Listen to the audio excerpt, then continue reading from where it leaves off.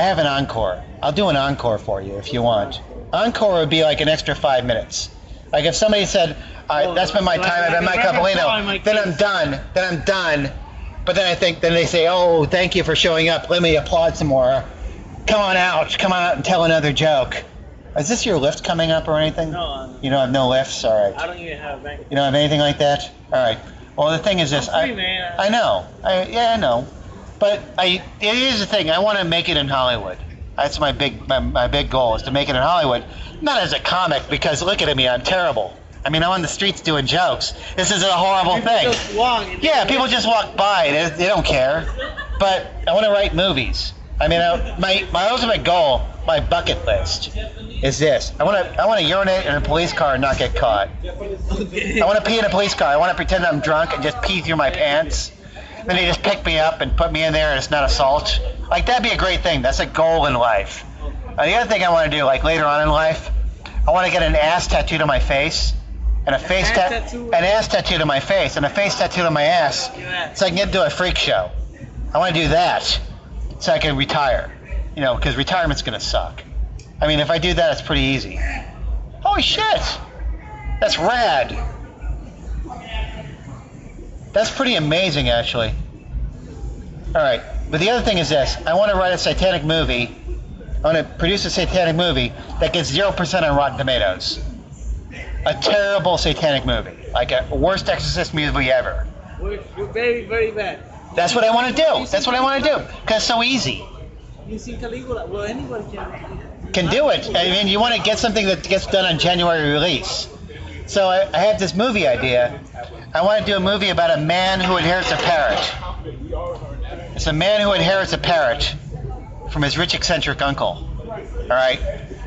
But his uncle is one of those Bohemian Grove Satanists. Like, he's a super Satanist. Like, he lives in Sausalito. He dances in the woods. He wears antlers on his head. He's all naked.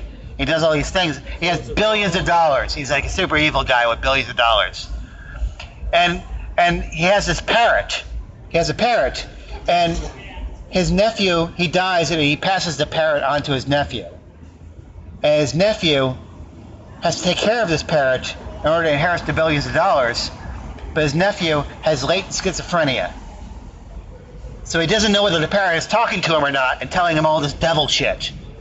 Like, the parrot is talking to him and telling him things to do. Like stock market tips, but also like demonic shit, like to go kill people. The parrot has seen the parrot is doing that to the person. The parrot has seen it. Maybe, or the guy is schizophrenic. We don't know. The whole movie is like, you don't know whether he's schizophrenic or the parrot is the devil. And that's the movie. And the movie's going to be called Polly Wants a Fortune. And it's going to star George Clooney. George Clooney is going to be the Satanist uncle. All right? And so I'm going to sell this treatment. There's a treatment you sell in Hollywood. It's 15 minutes. They decide they're going to produce the movie. So then they produce the movie. Like a pitch. Yeah, it's a pitch. It's a pitch.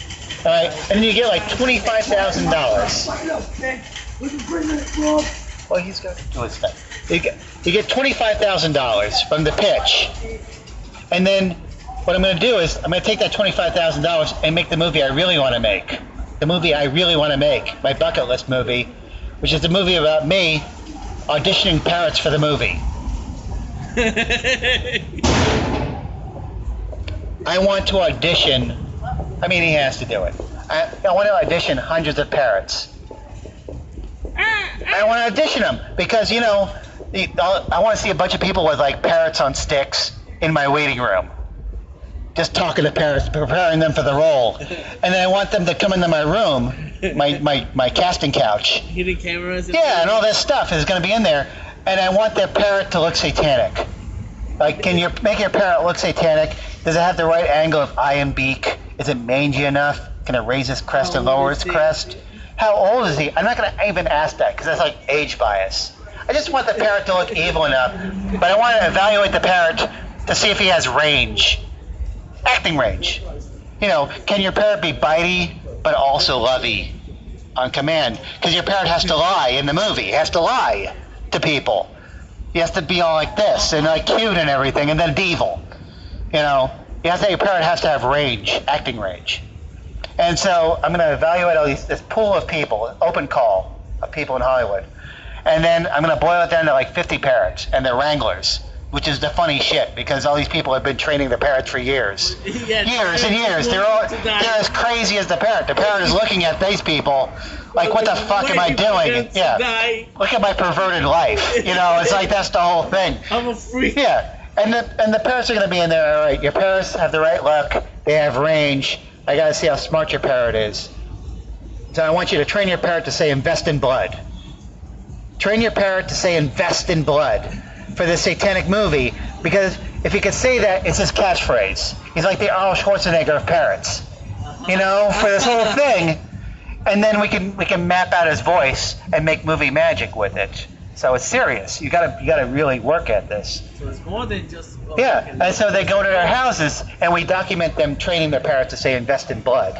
And then they come back.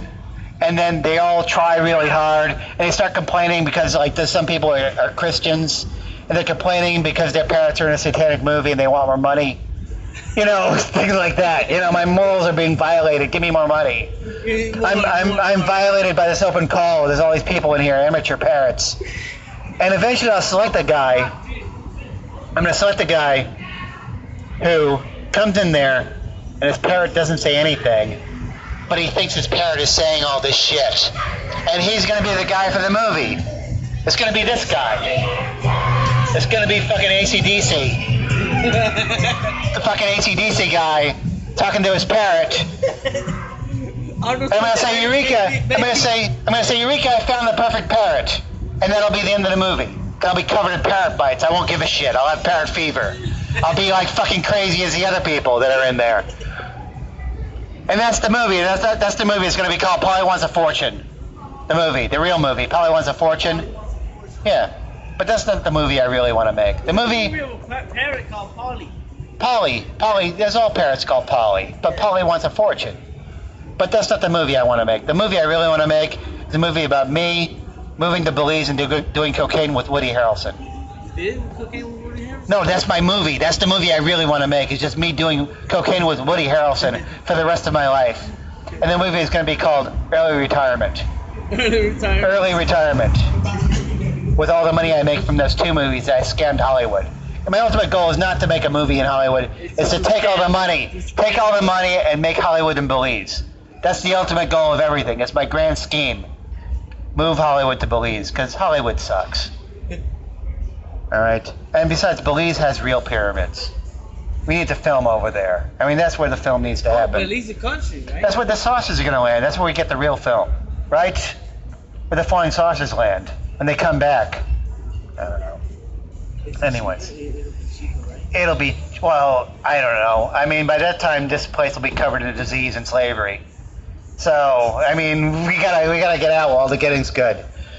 All right. And that was my encore. There's not much left for America, right? I like America. I love America, actually. I love the dirtiness. America's pretty dirty and free. It's nice. I mean, when it works right, we're free thinkers. But right now, we're not so much. I think we're gonna move. All the free thinkers are gonna be taking a vacation. You know, letting the fucking Nazis like duke it out. I mean, that's what it's gonna be. So, I don't know. I'm thinking of moving to Holland and doing comedy because that's where the weed is, or whatever, and the freedom. Sure. And that's where the money is too, apparently, because they'll pay you to do comedy. They pay you? They pay you. They pay you. They have a bunch of smoke shops. And they'll just already be like halfway there, and then you show up, and then it's funny, right? And then they stay. And they stay longer, and then you go to different shows, and you get all fucked up until you can't do comedy anymore because you're too like high. Anyways, I've been doing this show actually sober. It's like a change of pace. Usually I'm totally like wasted, but Well, that's different. I know it's way different. It's way different. It's much free. This is free. I mean, this is a good stage. I like the stage. This is the Dead Theater stage. Yeah. I've actually recorded a bunch of albums here. I've recorded about 20 albums. You did? Yes.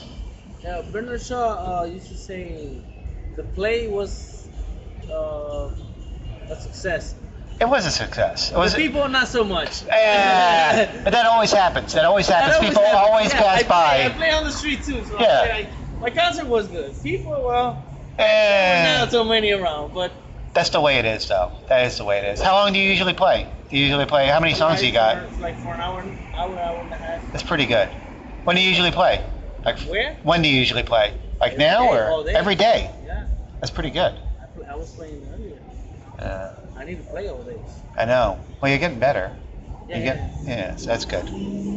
How long you been playing? A year and a half. I Oh. haven't done. See, that's why I don't do on stage. I don't. Well, you have to do it for a while. You have to really, really practice. Was it bad? What? You had bad stages? Oh, well, of course I have bad stuff. Of course, everybody has bad. I mean, sometimes you just run out of ideas, and you can't do it anymore.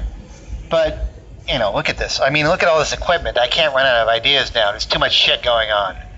Like this is like life is actually happening on top of everything else. I could do jokes and then just shit happens. So, like that guy walking past. Like that's all in the videotape. That's all. This guy screaming and walking past. That's in the background. It's all street noise, and me just like, all right, that's dangerous. I don't care. You know, that's what it is. Every time that happens. So, but I gotta end this. I gotta end it and do my thing. I spend my time. What's your name? Luis. Luis, I'm Mike. It's good seeing you. I'll see you sometime. What? You're playing every night, so I'll see I play you. every day. Today I stayed longer. Someone told me to come stay after 12. I usually leave at 10. They Yeah. told me that's why you're not making money. Stay after midnight. Have you? Did it work out? Did you make a little more? Today I played by marketing. Yeah, I know. By marketing 5th. Oh, that's a Cenobite. I call him the Cenobite. The Cenobite is like one of the creatures from Hellraiser. They show up and like they torture you. Yeah. Like open the puzzle box and like the Cenobite comes out. He's one of them. He plays Santana a lot. Like he'll play Santana really loud. Yeah. This is not so bad right now, but he is my Cenobite. Some people are annoying. Yeah, that's like and he'll crouch in there and that's his thing. I don't know. There's a lot of Cenobites out. I mean that's what happens. It's street comedy.